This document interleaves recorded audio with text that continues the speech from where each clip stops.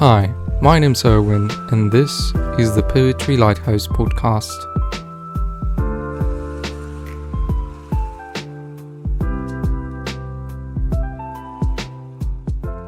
So, welcome to the Poetry Lighthouse podcast. I'm very glad to have you here. So today, please welcome Romalyn Ante. I hope that's how it's pronounced. So first of all, I would like you to tell, for those of you who don't know you yet, a little bit of your background and, what sparked your initial interest into the world of poetry. Thank you so much, Erwin, and thank you for um, being so welcoming at the Poetry Lighthouse. Well, hello everyone. I am Romalyn Ante. Um, I actually grew up in a province called Batangas in the Philippines, and my mother, who's a nurse, I came from a clan of healers. So my mother, my aunties, they're all nurses or midwives. And from my paternal side, they were all manggagamot, manghihilot, which is a traditional healer in the Philippines. They use oils and special incantations to heal people. So that's a more traditional path. So I grew up in the Philippines, but when I was 16 years old, about 20 years ago, how time flies, my mother, who is a nurse in the National Health Service in the UK, brought us all to the UK. So we all migrated, new life, new country. And the plan at that time was for us to, of course, have better opportunities and also for myself to become a nurse because I think it's very expected, I would say, especially during that time. If you come from the Philippines, if you're a woman, you gotta be a nurse, go abroad and earn British pounds or American dollars and send it back to your families. And if you're male, you gotta be a seaman or something else that would enable you to still go abroad and earn dollars and send it back home. So even though we all migrated here, that was the plan. And I became a nurse, so I am still a registered nurse, although I have a specialism now, which is cognitive behavioral therapy. But fortunately, because I've been so passionate about poetry ever since I could remember, I think I've been so focused on writing and thank God and thank the universe that my life in the UK also brought me to literature, and that's why I am here talking to you tonight. I'm really impressed by your background because we don't often have, it reminds me a bit of William Carlos Williams. He was also sort of a really like a specialist doctor, a medical assistant. And um, it's so interesting to know how the world of medicine and the world of poetry could be so connected in a way, in terms of, the different narratives that we bring are, especially coming from someone who is, not from that country initially. There are lots of things that come into into this game of life and trying to manage our past and our present and our future, and how it all kind of is interwoven into this sort of society that, we have this multicultural um, differences when it comes to the diasporas, and when we move to another country, everything's new. And I think the expectations are also very dangerous as well sometimes, because it's difficult to keep up with all the expectations from society and from, in our mother country. It's not the same expectations that other people from the receiving country kind of expect from you. So Oh yes, definitely. I was just gonna say yes. I think it's important for. I mean, I'm speaking for myself, but I think it's important that as a poet, I I also do something else apart from poetry, and I don't think I'll be able to write the poetry that I am writing now, that I'm so passionate about now, if I hadn't been a nurse. But you are right as well, Erwin. There's a lot of expectations, not just from your new country, the home that you're trying to call home, but also your own cultural expectations, the pressure of your own values and tradition. I think we all carry that with us. And I think it's that fire. It helps ignite the fire of creativity in a way. Yeah, I really agree. And I think there is something fascinating about your background, which is not only did you have to sort of manage this new environment and new culture, new language, and all these kind of cultural shocks that you may have encountered, but also you've got an impressive amount of pressure of being a nurse. It's Mm, not that easy. You have to know a lot of things, especially if it's in in English, you have to learn all the body, the biology, the anatomy of the body. It's a whole new, let's say, set of skills and a set of knowledge that you must acquire in such a small amount of time. And also, I suppose, I think through your poetry, I think you said you have also some children, and is that right? this one. One. Okay, so you have I have a one child. child. I would love to have another one, but Erwin, sometimes it's so busy. Having one is enough, I It's think, at the enough. moment. But yeah, I mean, you manage to.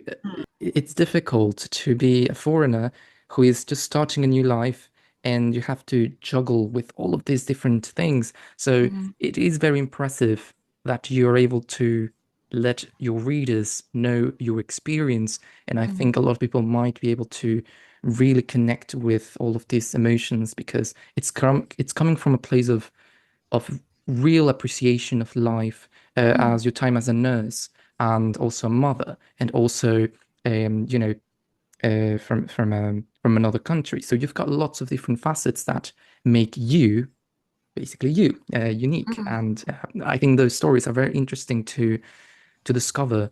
It's a how the challenges of our lives, can gives us or teach something really important to all of us. And the fact that you managed to put all that into words and make such wonderful poetry is just very inspiring. So thank you very much for being such a beacon of inspiration for so many people and for the work that you've put as a nurse in the UK.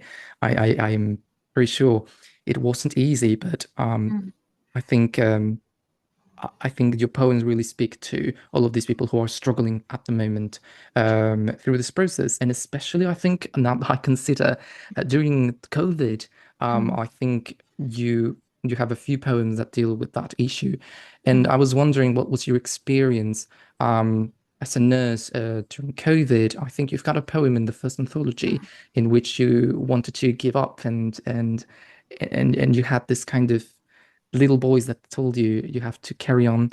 And so, how was your experience going through all of that, and how did that affect your poetry? mm. That's a very good question. COVID hit in 2020, and that was the exact year when my first poetry collection, Anti-Emetic for Homesickness, came out. And of course, we were on lockdown, and it was so hard to like go out there and promote a book.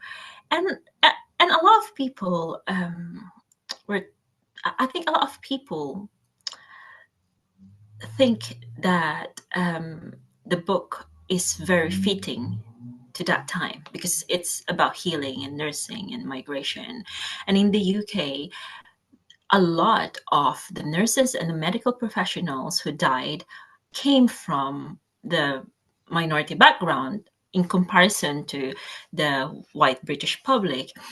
And interestingly, when I was writing my first collection, I didn't know that there was going to be a COVID. And when we planned it to come out, we didn't know that 2020 would be COVID.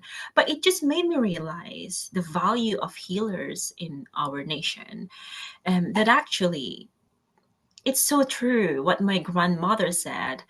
My grandmother, she's actually in the Philippines. She didn't really, because we didn't come from an affluent background. My grandmother didn't really have any kind of education um, under her belt, and she was just selling like secondhand clothes at the market. And she really wanted my mother to be a nurse, because she said to my mother, "You have to be a nurse, because throughout your life there will always be war, and there will always be diseases. So either it's wartime or the pandemic, nurses will always be needed, basically." And I grew up thinking about what my grandmother said. And I guess this was also the reason why it was really easy. I wouldn't say easy, but it was more doable for me to follow the expectation that was placed upon me, to follow my mother's footsteps, to follow my the other of so many Filipino nurses who migrated. Um, and because at that time, I remember when I was so young, and we were still in the Philippines. My grandmother, she had a kidney disease, and we couldn't afford her hospitalization, and unfortunately she ended up dying. And when I came to the UK, I couldn't believe how lucky people are in the West, even though the healthcare system is not perfect, because it wouldn't be perfect. Nothing is ever going to be perfect compared to other places in the world. We're still lucky in the West. And going back to COVID, it kind of brought me that realization that nurses or healers will always be needed. And here we are again in the pandemic, when my mother goes, because at the time I live with my mother, and I remember my mother would accept calls from hospitals 3 hours away from our home, or 4 hours away. Sometimes she will stay in that place, and she will spend weeks, sometimes even months, because nurses are needed. Fortunately, at that time, I was already specializing in the mental health side of nursing, so I could work from home, although I still went to the clinic from time to time. Um, and so I was thinking how true it is what what my grandmother had said before, that we will always be needed. But not only that, it's the realization that families will always be broken or torn apart by this, the wars or the diseases, the pandemic. When my mother she migrated to Oman. Sorry, she worked in Oman, actually, in the Middle East, before she came to the UK. So growing up, I didn't really have a mother. I had an absentee mother, and I kind of had to fend for myself. Obviously my grandparents are there, and my auntie, my uncle, etc. But I was still a left behind child, and that sort of focus, migration and healing, and the transnational family, those are all in my first collection. So come 2020, when it came out, I started then writing. For some reason, I just started writing my second collection, which is what's out now, AGIMAT. um, and I really didn't plan it, that it's going to be about COVID, or there's going to be elements of it about COVID and healers and etc. But I guess the beauty about having something that calls you as a human being, because I do believe that nursing is a calling for me as well as poetry. But having that kind of calling also allows the creativity in you. So I feel that nursing and poetry both allow me to practice my analytical mind as well as my creativity. Because I think we can't really write as poets, if we are so blinded, or maybe not even blinded, but if we are not aware of the pain in the world, of what's going on in the world, of what's going on around us and inside us. And in that respect, nursing um, allowed me to pay attention, from it really taught me to pay attention from my patients. You just don't take what they tell you. They might tell you, oh yeah, I'm not in pain. But you could tell that they're wincing, or they might say, oh, I'm so much in pain, and and it's not, it's a different thing. So you learn to read the world, and you learn to read the people, but at the same time you learn that through connecting with them, which I think is very similar with poetry. So going back to that setting of the pandemic, I feel that that was just the right time for me to explore it more, even though I'm right there. I was right there in the war against the pandemic. My family is there, but it felt so right. Like it reminds me of, you know, um, British or Filipino heroes during the time of war, or during the time of famine, or calamities, and it's language that helped them get through.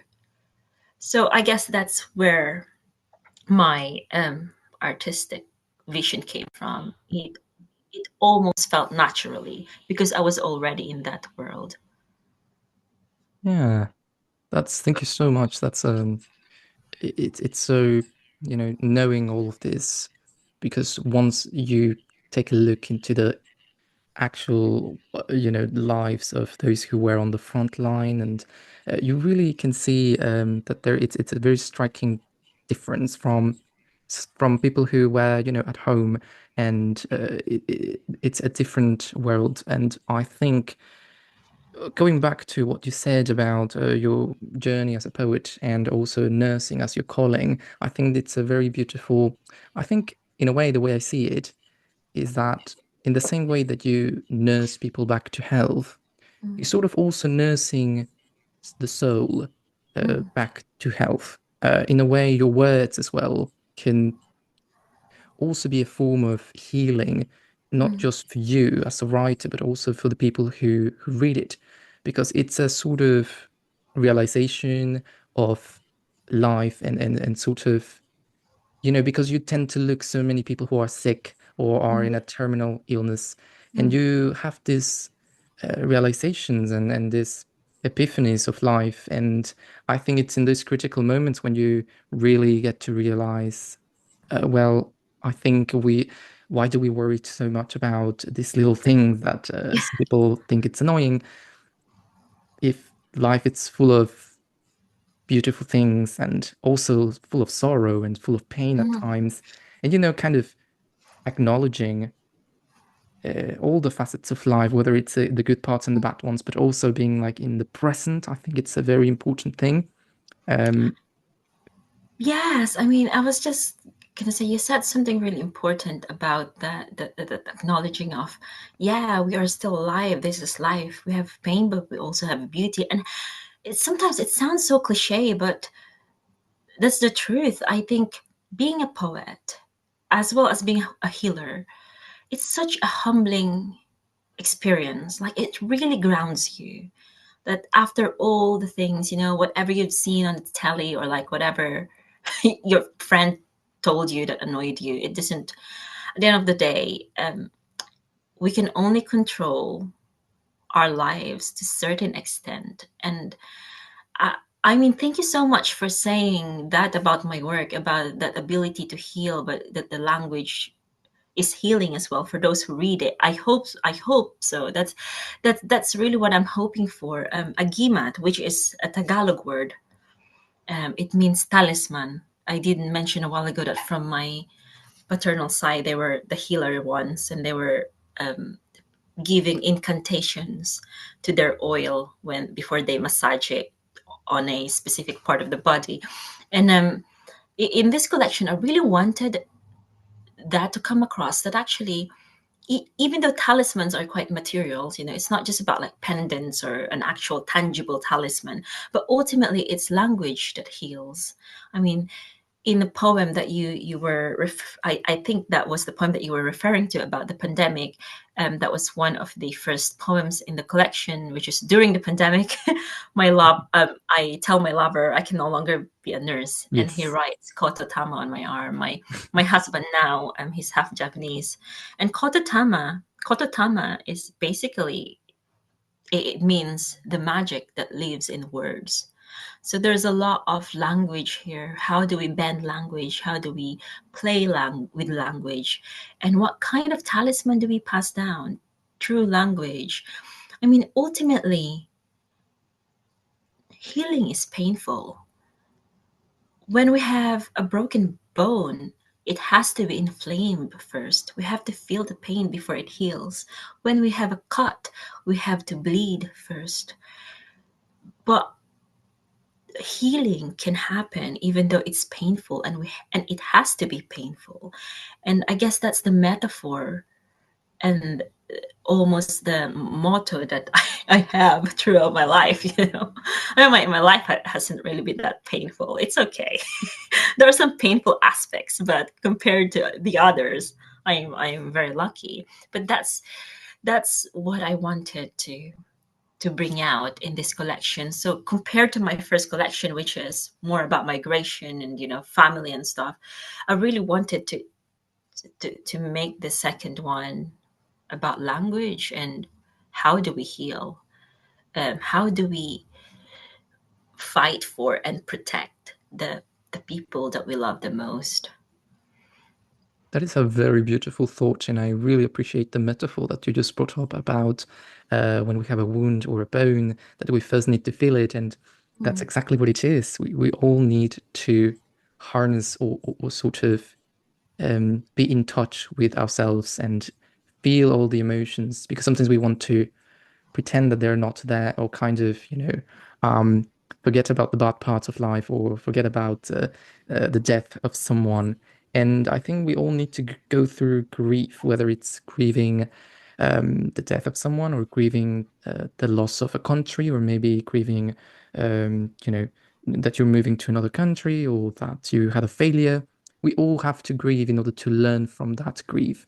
And I think Mm. that gives us something, in a way, that gives us something to be proud of, to look forward in life, and to realize that life goes on and we have to carry on with it and see where it Yeah, takes us.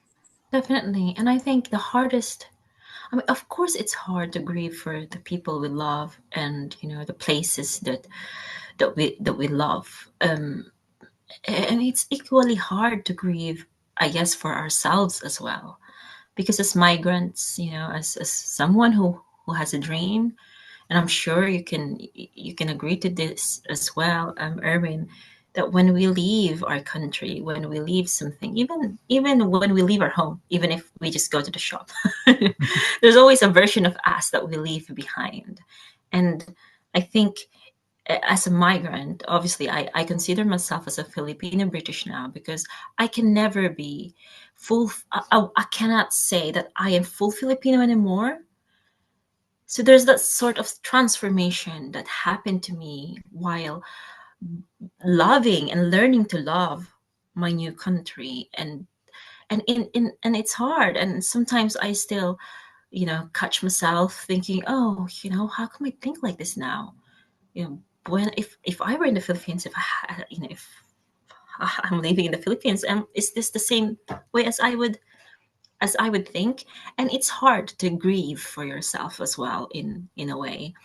um but yes, I think it's easier because, or maybe not, it's easier, it becomes more tolerable because we have language. We know that even though we are writing about, or even though I'm reading something, like let's say I'm reading a poem, I'm reading something that's written by somebody, even though it's so personal to them, the feeling behind it is universal. Every one of us has grieved, right?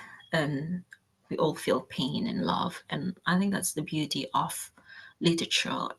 as well as the Yes. beauty of community within literature. Yes, it's all about, connecting and understanding each other, to kind of hold each other's hands and and say it's going to be okay. Look, Yeah, there's pain, but there's also beauty. And you yeah. invite people, in a way, you're inviting people to look at the beauty that can come from the pain. And I Mm, think in your poetry collections, you really have this amazing skill of, holding people in your hands and really taking them through the pain, through all of these sometimes very extreme images of, maybe some bloody event, or some disease. Things that are very hard, but nevertheless very true, and that we mm, all have to go through it. And you mm, takes us, and then in the end, you show us, look, this is life, but there's also a beautiful way to see it. mm, Um, and so I really like that about your poems. They're so um, enlightening in a way. I would say they are very healing. That's why I thought of the healing metaphor for when you write. So when it comes to the actual process of writing, how do you go on about creating a poem in a way? How does the idea come to you? mm. I think, like I said a while ago, I am quite lucky to live in a separate field, apart from poetry. And I'm lucky as well to be able to go from the medical field and then the literature and vice versa. Um, I guess I'm thinking about my first two collection. I mean, now that I'm a mother, I really don't have the time, and I feel like I have to really sacrifice one field or the other, to some extent. But I think, when poets always say, "Oh, you have to live your life in order to write poetry," that's really true. We have to go out there because there will be days when we wouldn't have the muse, right? We won't have any inspiration. So on the days when I am filled with inspiration, I'm not saying that every time I'm at work I'm inspired. I'm tired every time I'm at work. But like when I see something, when I witness something that's that moved me in a way, I'm inspired, and I just have to write that idea on a paper, or maybe straight away. I remember when I was a newly qualified nurse, and I had so many areas I work in, like general medical wards. I went onto elderly wards, and then for a couple of years I specialized in renal dialysis as well. So there's a lot of it's such a multifaceted world for me. So I had a lot of inspiration from that. I'm not saying that well I'm not saying that just because I see all this pain they inspire me.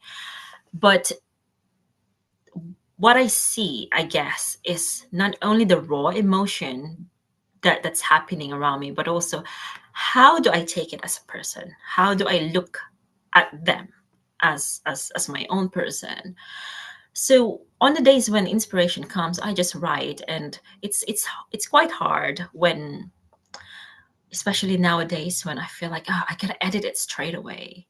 When I was younger, I can just write and just write and write and pour it out there.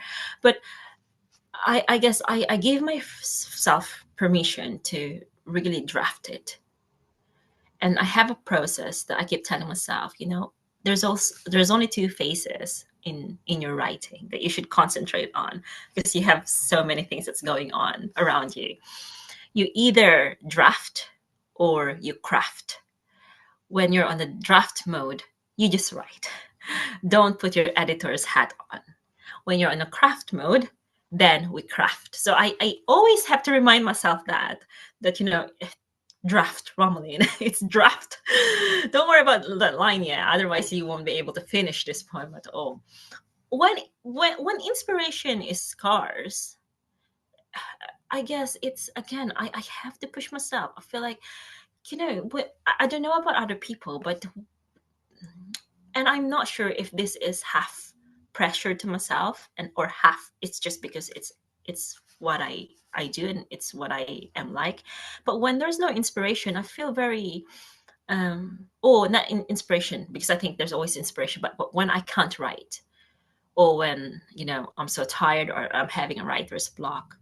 After a few days of not writing, I'll be quite cranky, and my husband will be like, "You haven't written for quite a while, have you? Why don't you take a day off and like write?" So I guess that's my own realization, and that took me years of reflection and trying to hone my own self-awareness. So I do set a timer. I just give myself 1 minute timer. You're gonna write no matter how crap it is. Actually write the worst poem that you can write. So again, it's about giving yourself permission, living your life, going out, having a walk, play with my child, go out to the farm with my dogs. Because I guess even if we're not writing as poets or as writers, even if actually, especially when we live our life, when we pay attention to the world, when we look at the tree, when we look at the leaves, we're writing still. It's just that we haven't put it down on paper, but our mind and our feeling, we're getting into that zone. And I consider that as a part of writing. So yeah, there are moments when I'm very easy in myself, but there are moments when I also tell myself, well, you have to write, otherwise there wouldn't be anything. I hope that answers the question. That answered it perfectly well. Actually, I was so fascinated by the process that you use in order to write poetry. I think, in a way, I completely agree with everything you say. There is this process in which, when you go out, you're still, in a way, creating poetry because you are consuming life and experiences that will fuel your imagination and give you sort of raw material to work with. And so that when you are, and you put it in the perfectly, that you have two minds, the crafting mind and the draft. So I think I would not be able to put it in any better words. It is true when you are in your first draft, we often have the urge to correct it and, oh no, there's a better way to say it, or no, I have to find the right word. But then we kind of cut the inspiration, we kind of linger a lot in that specific sentence, and we don't even finish it, and the inspiration sometimes goes. And I think what's important is the first, just be, you put whatever comes to you, um, just don't worry about it and just put it on the paper.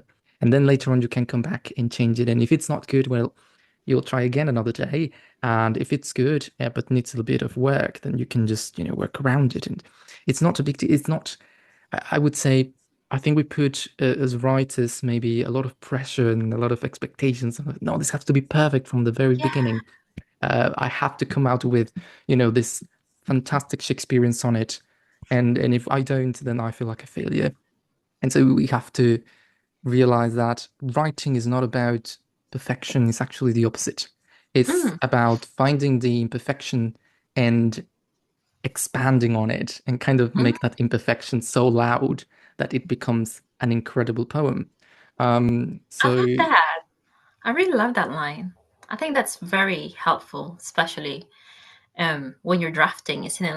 Like what you say, it's so hard to have this voice behind you that says, "Oh, it has to be perfect." But no, we have to make the imperfections loud. I love that. Thank you. yeah, yeah. Well, I think it comes to um, just the fact of writing as something pleasurable, because in a way, I think we have to always go back to the question, why do I even write? Hmm. For who am I writing? And I think it always has to come from a place of something personal at the beginning. You know, I'm writing to whether to connect with myself or with others, but in a way, not thinking about this will be read by prosperity and it must be perfect, therefore, because we have to first consider that, you know, creativity is such a sensitive, let's say, skill in Hmm. which if we try to achieve perfection, we're never going to get there. So, No, no, definitely. I think it's very. You said something really lovely about why do we write and who are we writing for? I think those are really important questions, especially when we've just started writing, but most especially when we get to a point when rejections, political, the politics of literature, when we hit the wall. Those are the questions that we have to go back to again in order for us to kickstart our writing as well. And with regards to crafting and editing, I mean, and this is another kind of like motto for me. So I mentioned that my Japanese, my husband is half Japanese, and he taught me this word called kodawari, which is basically a philosophy that is used by everyone. Well, I think he's just being dramatic. I don't think it's used by everyone in Japan, but like artists, artisans, in Japanese artisans, but even like chefs, sushi makers. Kodawari is basically you are working towards perfection in your craft while knowing that you can never attain perfection. And I think it's so important for me to know that what it really means for me as a poet. I cannot just write whatever, right? Especially if I want to prove something for myself, as an artist. I need to take my craft seriously, and I need to learn. And I learned so much from all the organizations who helped me, the mentors that helped me. I mean, because I didn't really have any kind of like creative writing degree. My highest my highest qualification in English is basically GCSE English, which is a high school equivalent of English. So there's a lot of hard work that I've put as well. But also now that I'm working alone, and being a writer is it could be a very solitary journey. I really uphold that philosophy of Kodawari, that I need to seek perfection, but I also need to know that I can never have it. But it doesn't mean that I'm just going to I'm just going to write it because I'm the only one who can write something like that, because I am not the only one who can write something like that. And there will be other people, and there should be other people from different backgrounds, not just from literature, from everywhere, who should be sharing their own stories. And the stories are needed to be heard by the world, really. And that's why I'm so passionate as well, with regards to opening the gates of poetry for everybody. I think everyone's a poet. We're poets first. When we Yes. were little, before we become something else. I think, and it sounds a bit dramatic, but No, we are poets.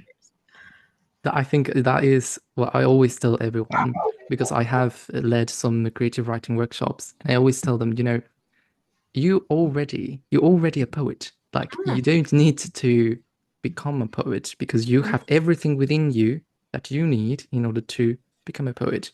As long as you're able to, if you have experiences, you have your own life, and that itself, being alive, it's basically your poetry. Yeah, And you just the fact of putting things into words, that's just a skill that you can develop. But in a way, you always have this beautiful song within you. Everybody has a different song, and this song can be translated into poetry, or into music with instruments, or there's different ways it can be transformed. But I think we all have that. So I love that motto that you've just brought up. Thank you. thank you. Thank you for listening to the Poetry Lighthouse. If you liked this episode, don't forget to share and subscribe to our podcast. You can also visit our website, thepoetrylighthouse.com, where you can read and submit your works of poetry and short stories. You can also follow us on YouTube, Facebook, and Instagram to keep updated. This is the end of the episode. Thanks again, and see you next time.